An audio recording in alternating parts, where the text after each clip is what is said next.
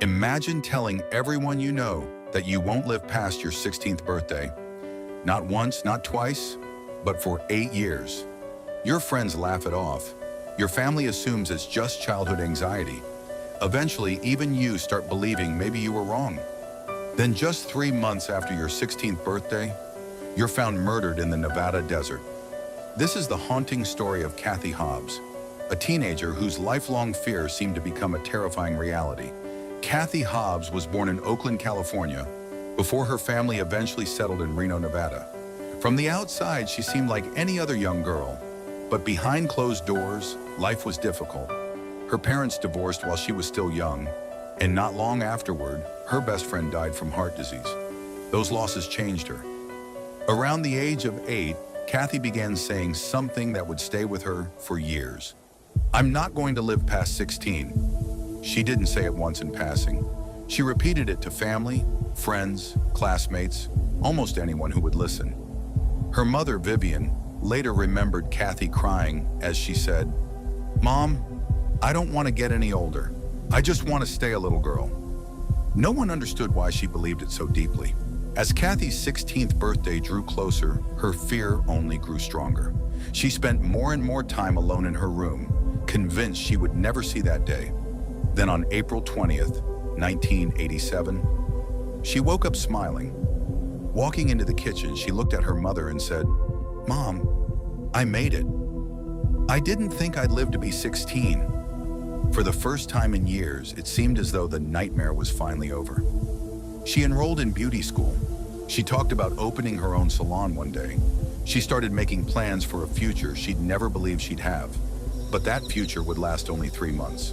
On the evening of July 23, 1987, Kathy decided to walk to a nearby supermarket. She wanted to buy a romance novel. Before leaving, she did something her mother would never forget. She asked for a kiss goodbye, explaining that her mother would probably be asleep before she returned. At exactly 11:17 p.m., a cashier rang up her purchase. That receipt would become the final confirmed record of Kathy Hobbs alive. She never came home. The next morning, Kathy's bed was still empty. As panic spread through her family, Vivian remembered something disturbing. Around 3 o'clock that morning, she'd had an incredibly vivid dream. She felt a sudden blow to the head, then an overwhelming sense of peace. One thought echoed through her mind. It's over now. 9 days later, a hiker searching near Lake Mead discovered Kathy's body in a rocky ravine. Investigators determined she had died from blunt force trauma to the head, the same injury her mother had unknowingly dreamed about days earlier.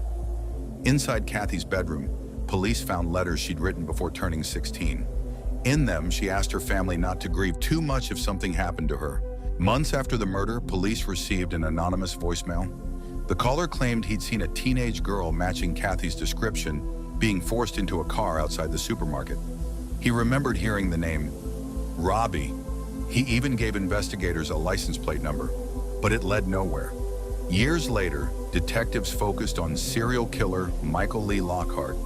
Evidence reportedly placed him in Las Vegas around the time Kathy disappeared, and investigators found links that made him a strong suspect.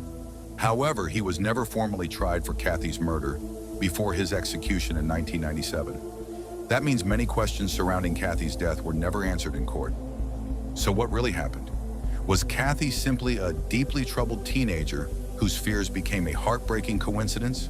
Or did she somehow sense that her life would end before it truly began? No one knows. Decades later, the murder of Kathy Hobbs continues to fascinate investigators and mystery enthusiasts alike. Not only because of how she died, but because of what she spent 8 years saying beforehand. "I won't live past 16." And somehow, she was right.